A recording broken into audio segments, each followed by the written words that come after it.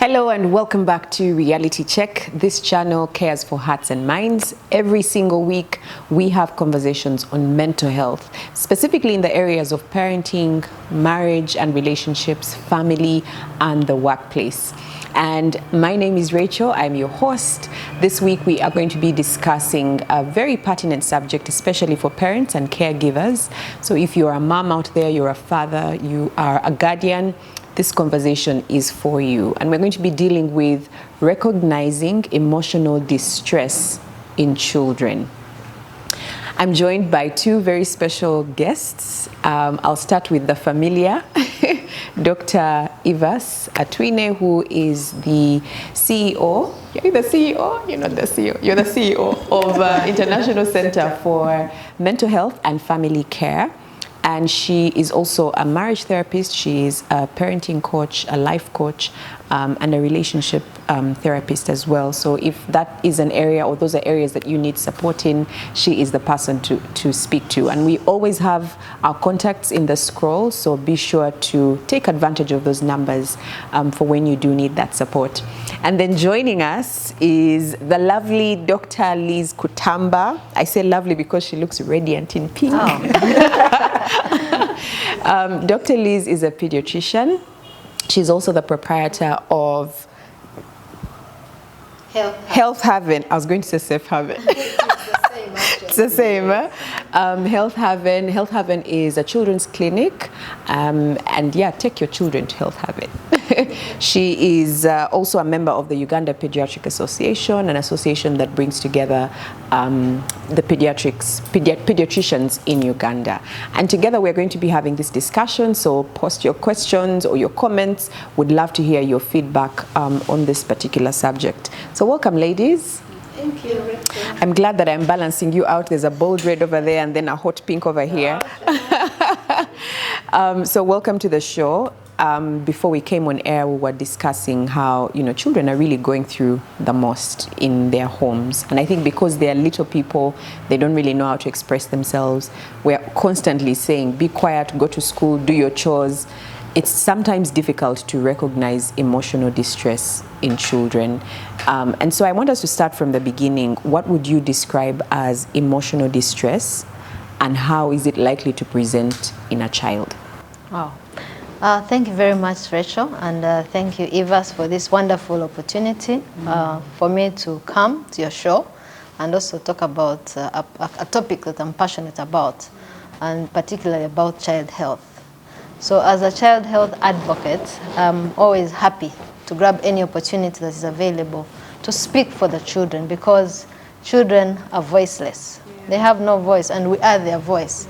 So if we don't speak out, if we don't advocate for them, then really they are voiceless. So talking about mental health, before we go into that, it's important to understand what health is. And the World Health Organization has simplified it for us. It is basically a complete state of your well-being in terms of your physical, your emotional, social well-being. It's not just merely absence of disease or infirmity. So it doesn't leave out the mental. But most times when we talk about health, we only think about the physical. Oh, I have a headache. Oh, I have body pain. Oh, I have stomach ache. But it's about also the mental. So it's not complete until the mental is also attended to. So, and I usually say that a healthy mind is a healthy body. When your mind is not healthy, your body is not healthy.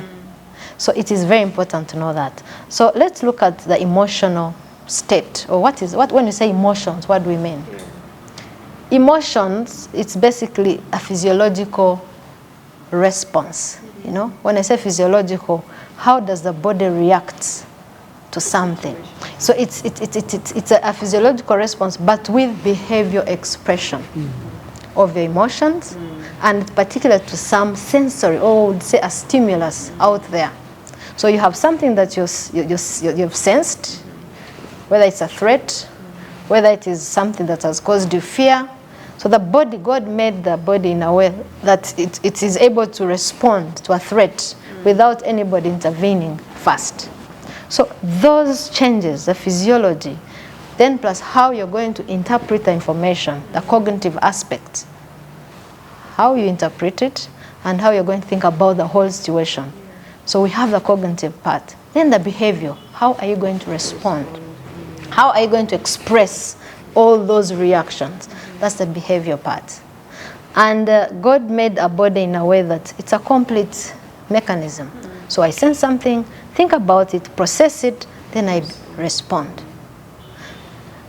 Now, in that whole complex process, there are things that are happening at the physiological level, at the cognitive level, and behavior aspect. And those changes are supposed to take for a short time. You respond something, you develop fear about something, the body undergoes those changes, and it arrests that fear. And it's a short time and you're good, until you meet another encounter of the similar situation. And that's normal, because that's how we deal with mild stress, or what we call eustress, the positive stress. And it helps us to cope. That's how also we develop our coping mechanisms. Otherwise, if we didn't have those small triggers, we would be at risk. You know?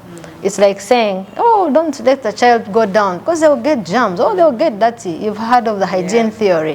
Let them get a little dirty, because that's the way the immunity is going to develop, okay? So that is okay. But of course, when you do excessively, then it's also not good.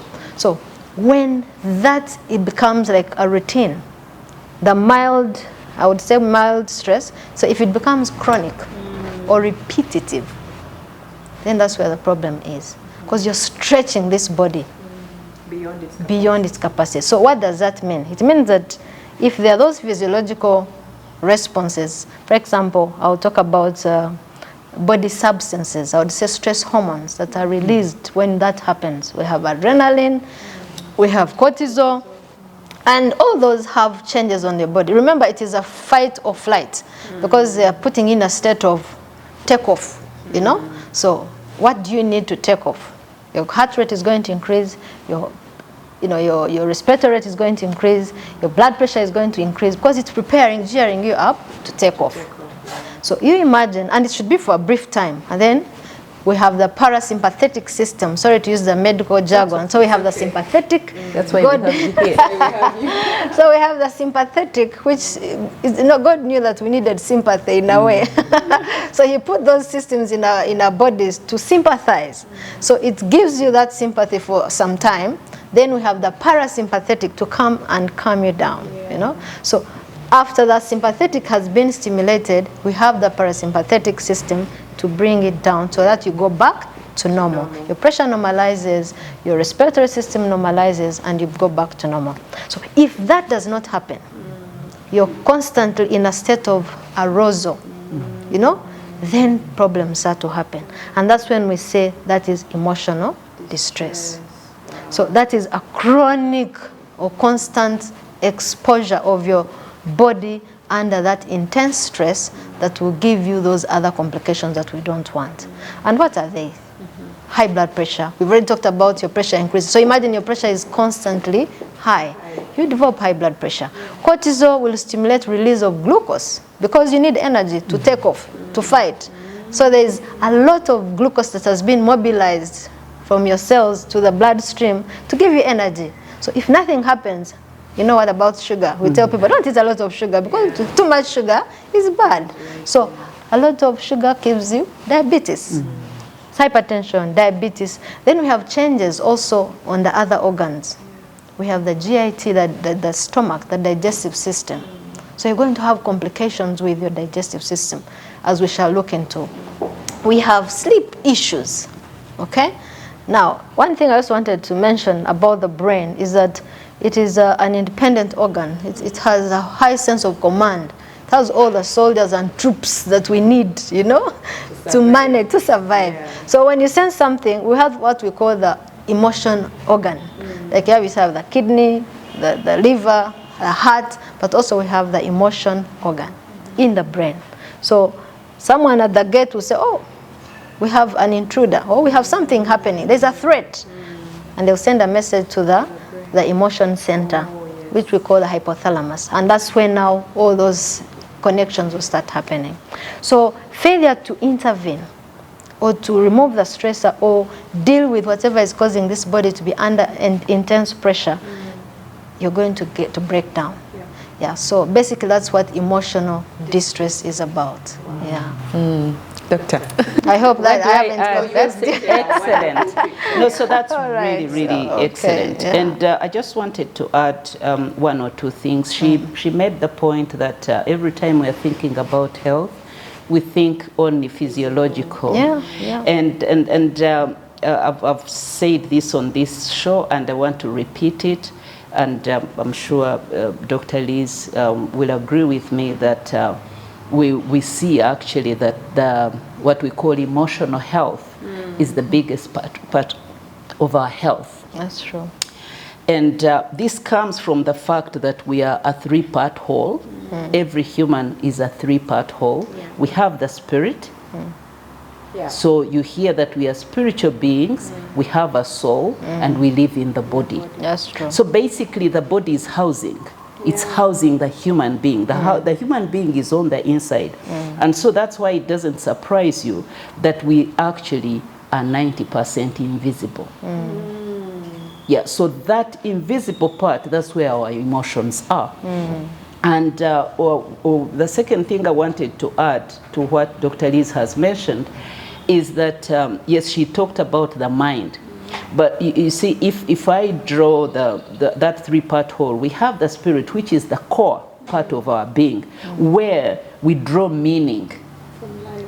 Yeah, we draw meaning, we draw purpose in life. And that's where our whole being is. That's why we are called spiritual beings. And if you do a circle around it, that's where the soul is, and that's where the mind is. The mind is the emotions, and then the will. So those three make what we call the soul, right? And then above it, another circle, we have the body, which is all the body parts we see and those we don't see, plus our five senses, you see? But then, according to science, that body is only 10%. Your entire body and your five senses is just 10%. So that invisible part of us, that's where emotional distress happens. And as she mentions, just to add one more thing that, I mean, she has really given us an excellent definition of emotional distress.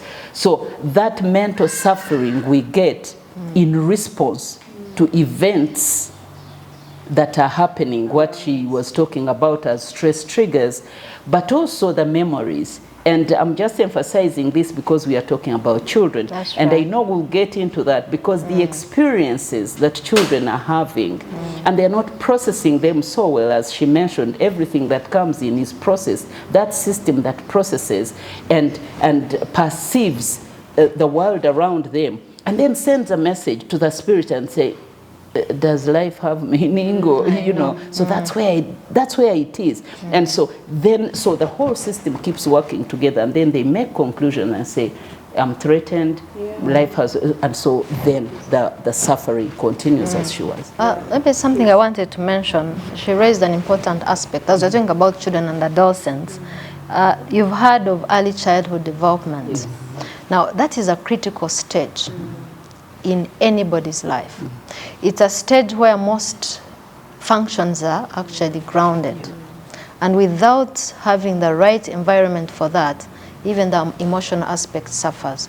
So when you look at children and then adolescents, it is a stage when there is rapid growth of the brain.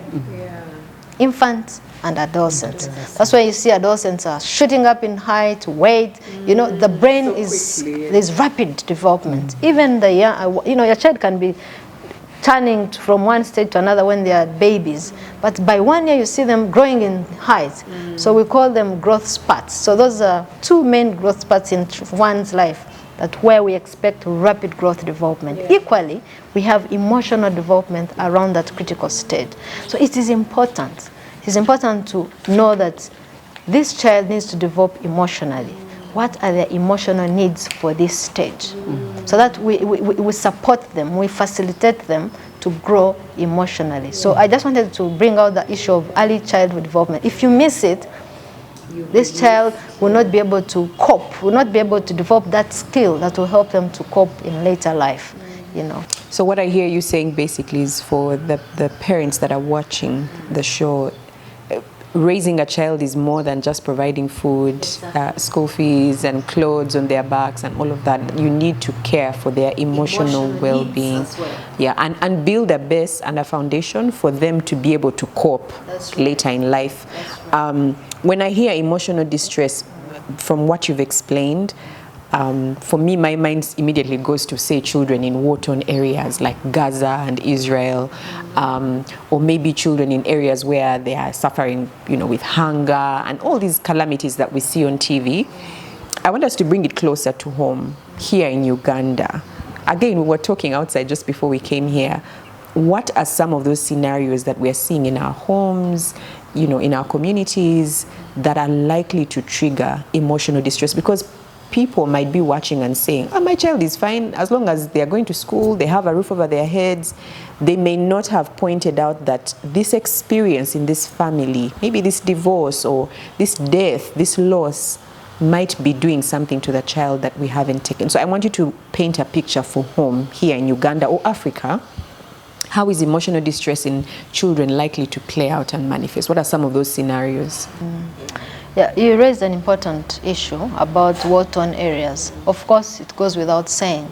There's distress when there's war, there's separation, people are dying, people see a lot of bad, you know, pictures, and that causes them distress. So we have post-traumatic stress disorder. These children replay all those things that go on even years after they have left. So that is true.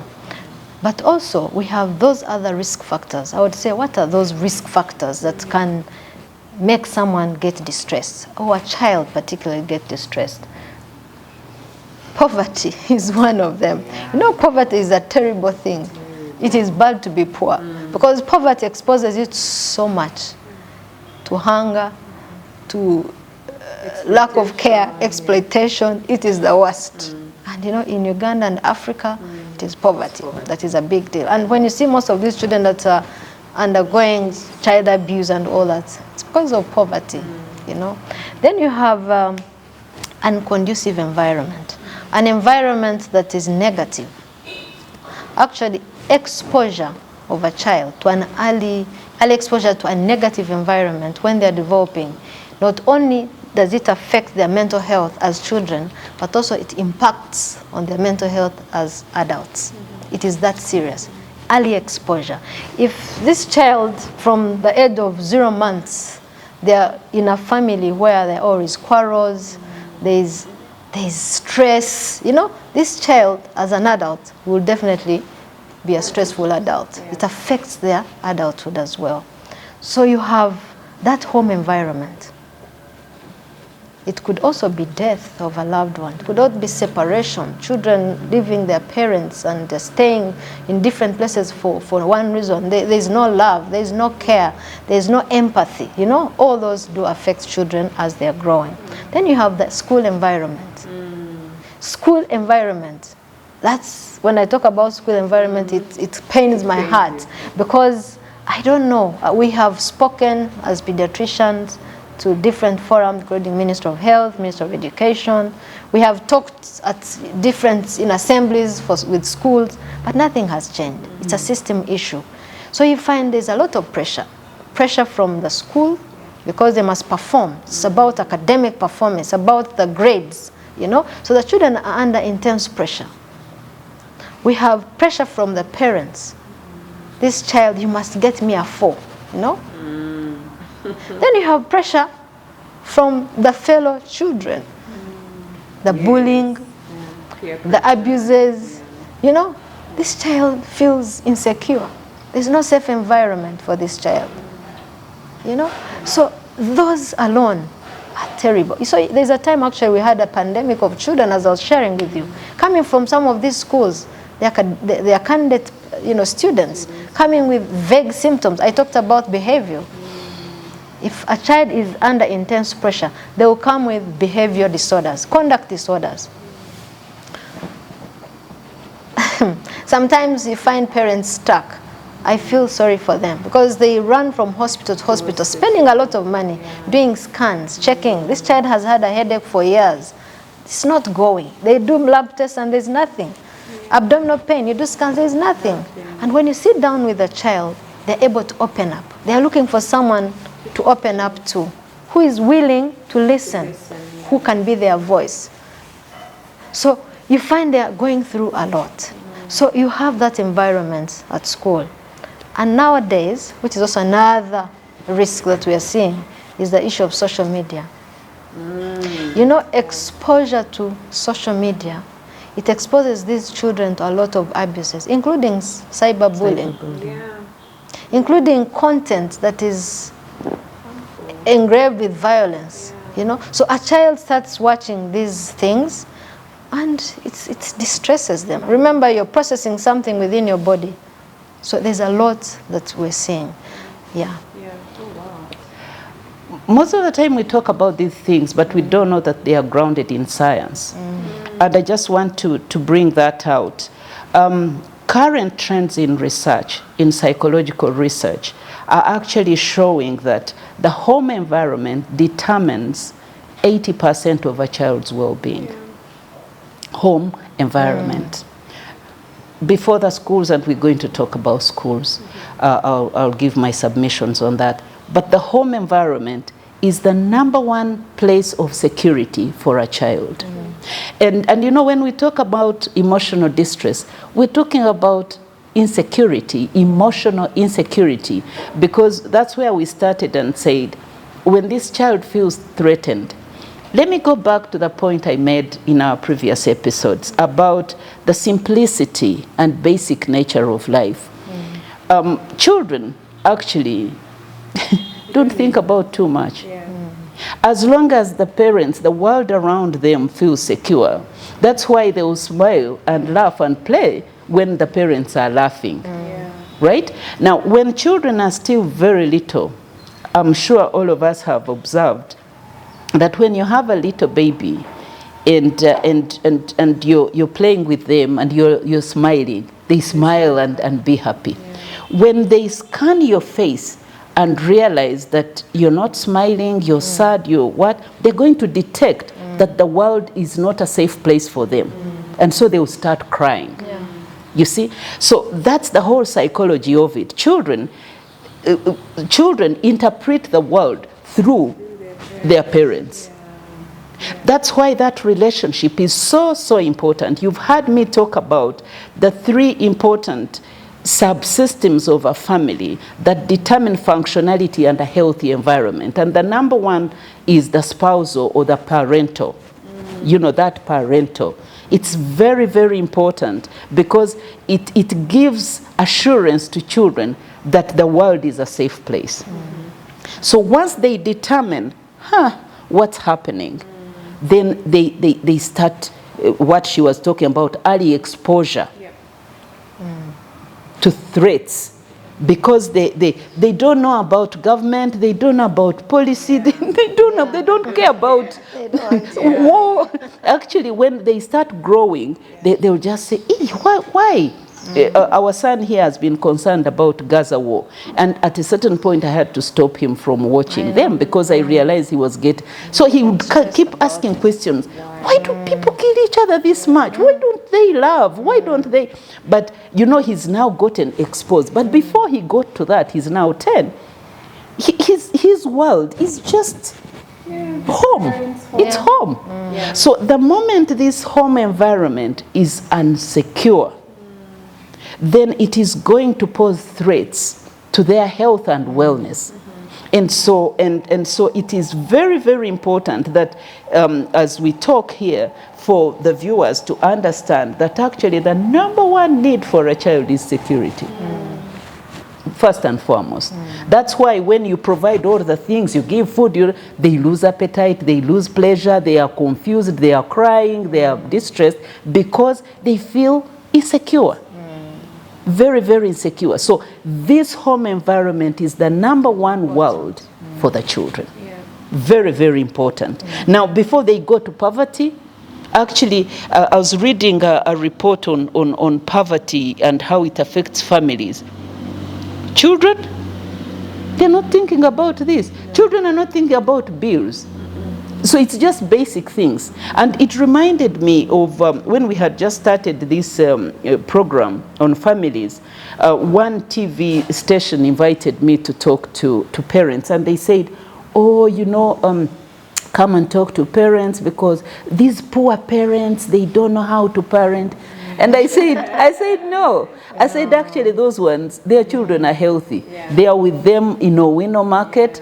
The children, as long as the parent is around, they're secure. They are okay. And when you check, most programs that have targeted children, they've gone for the poor, those whose clothes are torn, those whose noses are dripping. But then the challenge is what Dr. Liz talked about. We've focused on the physiological aspects, and we haven't considered the children in emotional rags. That's right.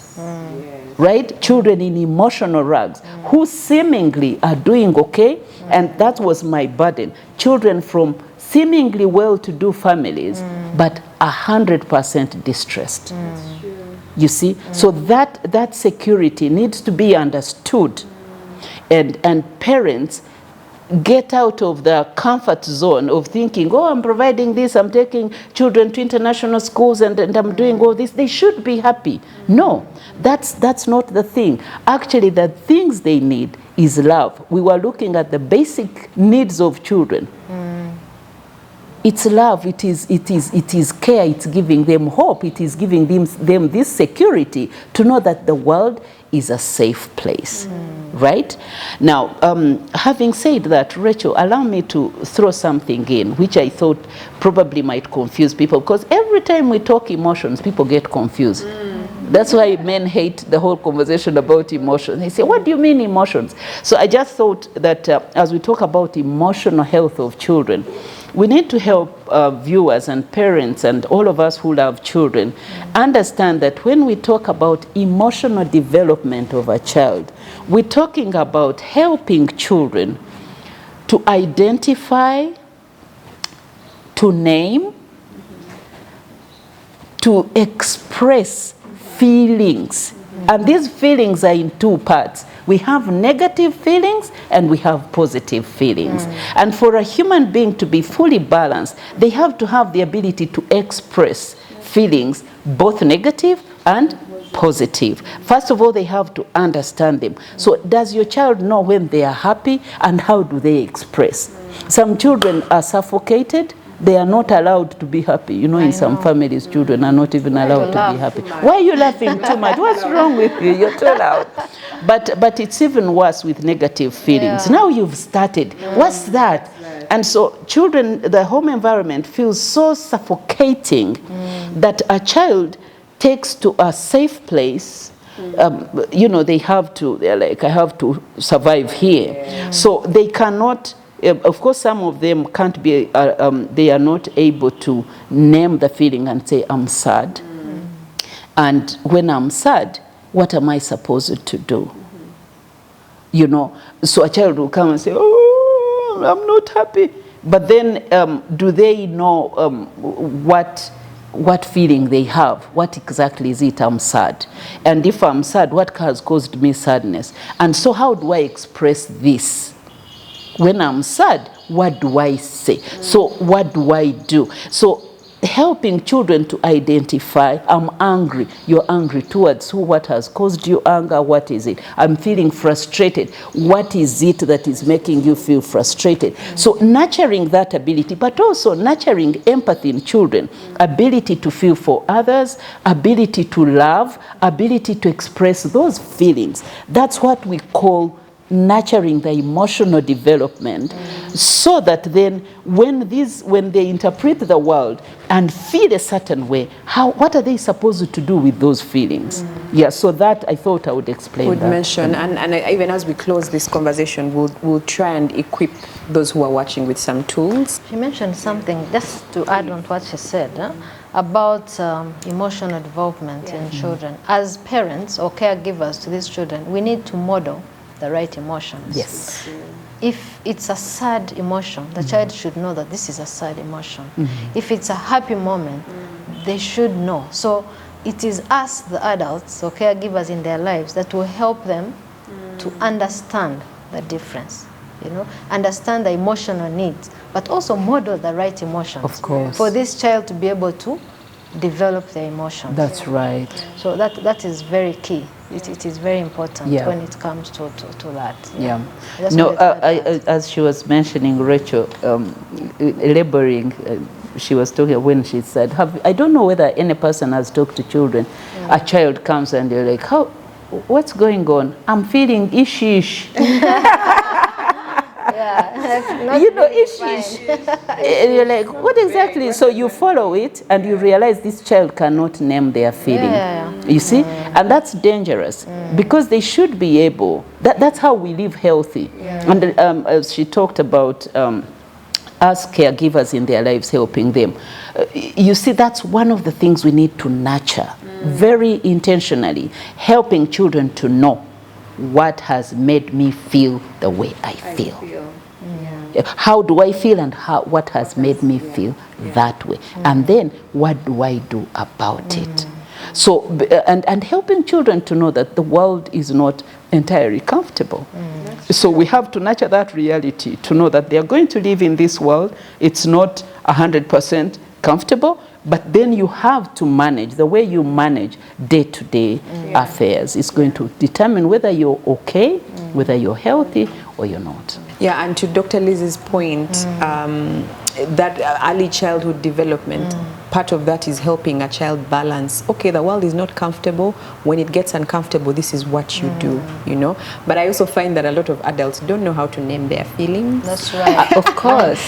You know, they don't know how to recognize what am I feeling. For them, everything is maybe I'm angry. Even though maybe they are hurt or frustrated, I'm just upset. I'm upset, and so we don't take time to really look inside, like process. And so I guess parents are giving what they know, but that's why platforms like this exist, so that as you nurture your child, you're also nurturing yourself. That's right. Yeah, and 100%. Yeah. And for you to say that a child is emotionally developed, as she said, they're able to identify, recognize that this is a sad situation. They're able to interpret, express the right emotions, but also understand the emotions of others. So it doesn't stop with them. They should be able to recognize and understand someone else's emotions. That's and that's when you can know that this child is fully developed. That's right.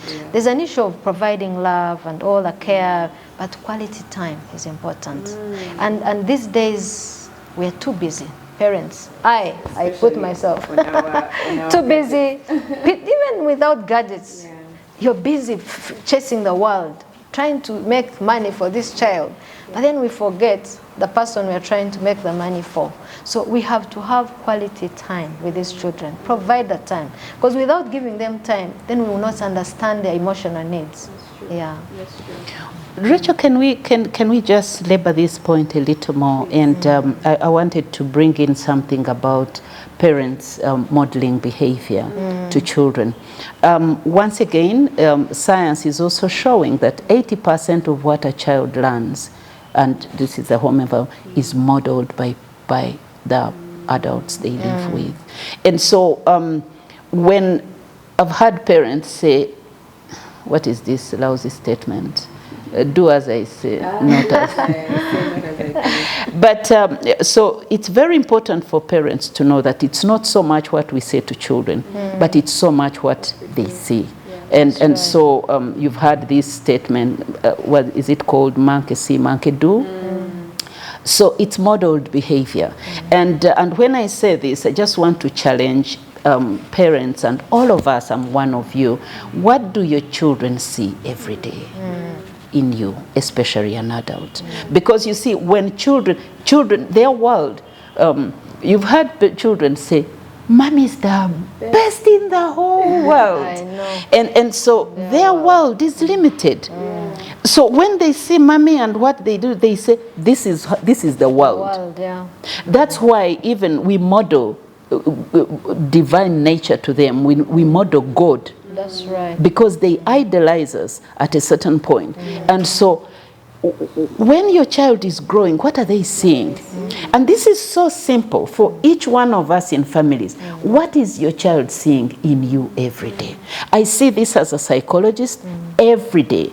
Children coming, I've never forgotten a child who came to me, and we were talking, and then I asked them, I said, who talks to you about sexual and reproductive aspects of your life? Because he had just turned a teenager, he was doing all the things that teenagers do. And then I'm talking to him, and then I said, who has ever talked to you about this? He said, at school. He said, teachers. I said, who else? He said, peers. We have a club at school. And I went on to say, who else? How about at home? And then he said, mommy's ever screaming, right? But then I said, how about daddy? And he went like, daddy? Actually, daddy is another teenager. Oh, gosh. Oh, my word. He said, daddy is just another teenager in an old man's skin. You see that? And I want to say this, I want to emphasize it, because, you know, when children are younger, they idolize us. When they begin to get to teenage stage, they are reasoning, they are questioning. And so they look at the person they idolized, then they start demonizing us, right? And so at that stage, we have to be extremely careful what your child is seeing. Even before they see, but then they are distracted by, you know, that childish behavior. They run, they saw something, they didn't process it so, but when they are teenagers, they take it, they process, they make a conclusion and say, it's not as great as it's not as great. And so that's why at a certain point when children in the home environment, which I want to also emphasize, domestic violence, if our families are ravaged by domestic violence, that's the number one killer for children. Because that's the number one communicator of an unsafe world. And so it distorts all their emotions. That's right. You see? So all the time they are processing what we call negative emotions, the fear, the anxiety, all the things that we are talking about. So we need to be mindful of the kind of environment it is. I don't know whether I can stop asking that question, because it's so simple. Ask yourself, in addition to all the great things as parents we think we are doing, what kind of environment is your child living in? It's extremely important. Yeah, it is. It really is. And both of you have kind of talked about how what goes on with parents or caregivers and how it affects children.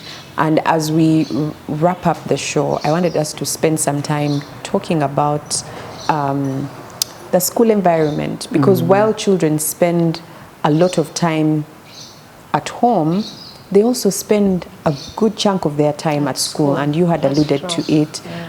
What is it that we can tell, you know, education institutions, educators, about being mindful of the emotional well-being of children? And I guess how can they partner with, you know, with parents? Because a child comes from home, there's domestic violence, there's poverty, and then they get to school and there's all this pressure. What would that journey look like, or that partnership between educators and parents, even as we equip our audience with tools to help children? Yeah. Okay, so first of all, for the schools, their demands or their wish is that these children perform well. So that's why there's a pressure. Yeah. But once there's mental distress, academically, it's not going to happen. Yeah. So there's going to be reduced performance, decreased academic performance because of poor concentration. When a child is mentally stressed, they're not going to concentrate. Remember, they didn't sleep well. They have behavior issues, sleep disorders, and appetite disruptions. They have no energy. So when they're busy pumping a lot of material in their heads, abusing them, beating them, so it's going to be counterproductive. So we have to recognize that the environment at school must be conducive. We're not saying that let the children be lazy, let them not, do what they're supposed to do. But don't stress them. Yeah. Don't put them under pressure to finish the curriculum. You understand? Give them time. I've always, screamed for 1 hour of play a day for children at school. We have advocated for space for play. But because parents and teachers are under pressure, so the more fours, the more distinctions, the more students, the more students, the lesser the space. So what's going to happen? These schools are under pressure to build more. So the little space that they have, they're going to put construction sites. No playground, no PE. So these children do not have an hour per day to play. That's right. And what does physical activity do on the brain? It increases performance. So you're pumping a lot of material in these stressed brains and you're expecting output. It's not going to happen. So we need to recognize that mental health is important for school-going children. Physical activity is important. And of course, among other things like nutrition and all that. Yeah. That's right. Like play, it also stimulates happiness. Yeah. Yeah, it stimulates a happiness hormone. But in addition to what Dr. Liz has excellently said, I wanted to just talk about the custodians of our, what I call the custodians of our emotional well-being. And we talked about parents and home environment, but teachers are very important. Spiritual leaders, a person you go to and you just throw yourself, you become vulnerable. These are very important people in our lives. Parents, teachers, spiritual leaders, and doctors. That's why if you go to a doctor and the doctor just says a word, and Dr. Liz will attest to this, that in her practice, I remember one time you mentioned it in our conversation when we were talking about speaking to teenagers when they've started getting identity issues. And you say, you look good, because they always come with, oh, I have a small bum, or big breasts, or small breasts, or whatever. But you find that the challenges they are dealing with are actually emotional. And so you just say one word, and then they'll say, doctor said this. That's right. You see, pastor said this. My dad said this. So that powerful word, my teacher. And children, when they are still young, it's very interesting. They can even learn a negative thing from a teacher, and they will not change. And they will not listen to the parents. So these are powerful points, powerful people, influential people who determine the trajectory of our lives. And so teachers, I can never overemphasize the importance of teachers and the school environment. Dr. Liz has talked about some of them, but so let me add a few things. Number one, teachers taking the time to understand every child individually. When I had just started this therapy practice, I used it to support some schools. And it wasn't uncommon to go to schools and children come in from different families. As she's mentioned, they are battered at home, they are exposed to domestic violence, they have challenges, they have parents who are terribly authoritarian, So a child goes to school, probably the parents are separated. We didn't talk about that. So their world is shattered from home. They come to school and teachers just see them in general terms. So you see this child, probably they were performing well, all of a sudden they're just going down. Maybe there is an event, a life event going on, and a teacher doesn't pay attention to that. And they just say, what's wrong with you? You are performing well, now see what's happening. So one of the things I've asked teachers, and we have designed a whole program integrating mental health in schools, is for teachers to take time and understand children as individuals. Now, from what Dr. Liz was mentioning, it's a challenge because when you have 100 children in one class, that ratio, how can a teacher It's impossible. pay attention to every child. But it's very important to try and understand, not generalize, not brutalize the children, not just make statements that are just going to plunge them in more distress. Because if you say, are you okay? You know, you don't seem okay. That statement communicates care. And so a child is going to draw closer to the parent, because rather to the teacher, because they see care. The second thing for teachers to be aware of is to avoid labels, negative labels on children. Because any label, these four people I've talked about, parents, teachers, spiritual leaders, and doctors, if you put a label on a child, it's very hard to remove, especially parents. You're lazy, you're stupid, you're not good enough. Those negative labels just go down to a child's spirit and communicates you're not you're not good enough, you've lost purpose, and that hits on the spiritual level so much. And what does it do? Sucks energy, sucks a sense of meaning, and then a child struggles. And so even when a child is struggling, please separate the what from who. You know, they could have behaved lazy, but don't put that label on them, because that label will be very hard to remove. The third thing is for teachers to be able to manage their own stress. Because most of the time teachers are because teachers are human too. They're human too. And so they are going to, as always, any person who is not able, any stress that is not resolved is going to be transferred.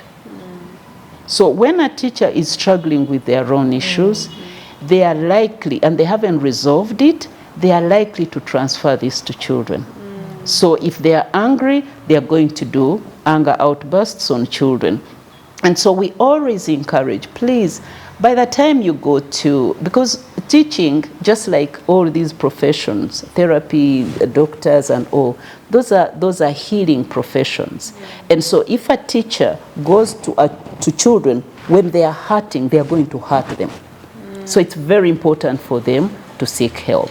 And finally, what I would mention is for teachers to have basic counseling skills, to know that their profession is a healing profession. And so anything you say, please just ask yourself, am I healing? Am I killing? Very simple. That's right. Yeah. Wow. She mentioned something about teachers, but I also feel parents, we have a role to play. For sure. Because we are the key stakeholders when it comes to the life of these children. I forgot to mention that the mental health of a parent or a caregiver influences a lot on the emotion status of a child. Yep. So as parents also, you have to be mentally well. Absolutely, 100%. Sometimes I see when I'm like stressed, I have a lot, you're on the edge, you know. Someone can just lie to you and burn up. And so if you take that home, this poor little child will suffer, you know. Yeah. So our mental health as parents is important. But also, parents put a lot of pressure on teachers. Oh yeah, that's right. Do you understand? There are parents who are too much. They want good grades. There was a parent who shared, actually a teacher, there was a school that they were giving a lot of homework to these infants to take home. Lots of homework. So the parents complained. So they reduced the homework to maybe one a week. And parents complained. But these days you don't give children homework. What's going on? So now look. Yeah. So parents will also have a role. But you see, I agree with you 100%. One of the things that we talked about is the skewed perspective of success. That's true. You know, at a certain point when I have permission, we'll share stories about children and how to support what we call struggling children. And one of the things I've always told myself, and I want to emphasize it here, is for parents to have a wider view of success for children. And I always say, I need a child beyond the grades. What does it help to have a child who is distressed, fractured, and all that, and they've passed, but they can't even manage life at all? That's what we are talking about, emotional development. And especially schools that don't pay attention to the holistic nature of a child, because if you're just looking at study, prep, the child doesn't sleep enough, the brain cells are just getting depleted. But also they don't have an opportunity to interact, because human nature is supposed to interact. Our health comes from human interaction. You know, that's where we hack happiness from. So when a child is just studying, and then at the end of the day, they've excelled, the question is, then what? Then what? And it doesn't surprise you that in this coming generation, actually we are seeing trends of children, young people who cannot manage life at all. All they know is to excel. But they don't have a sense of interpersonal skills, interpersonal interaction. They have no idea about how to relate with others. And so, because this is not nurtured anywhere, the schools were very busy pushing children to read, coach, tutor, all this and all that.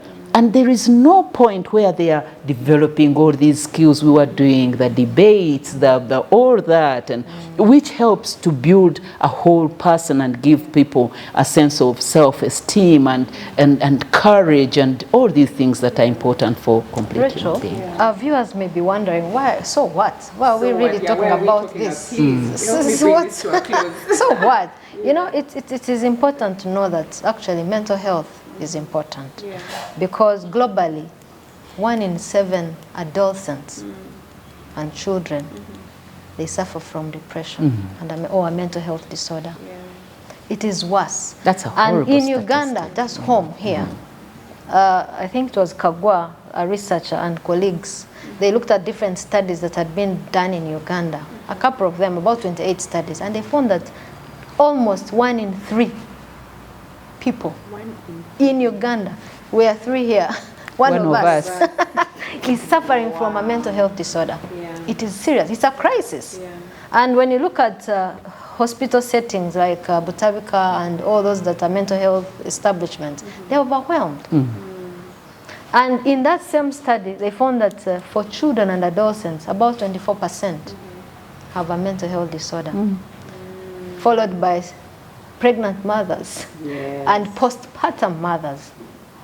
This is another serious area that you guys need to talk about. And students.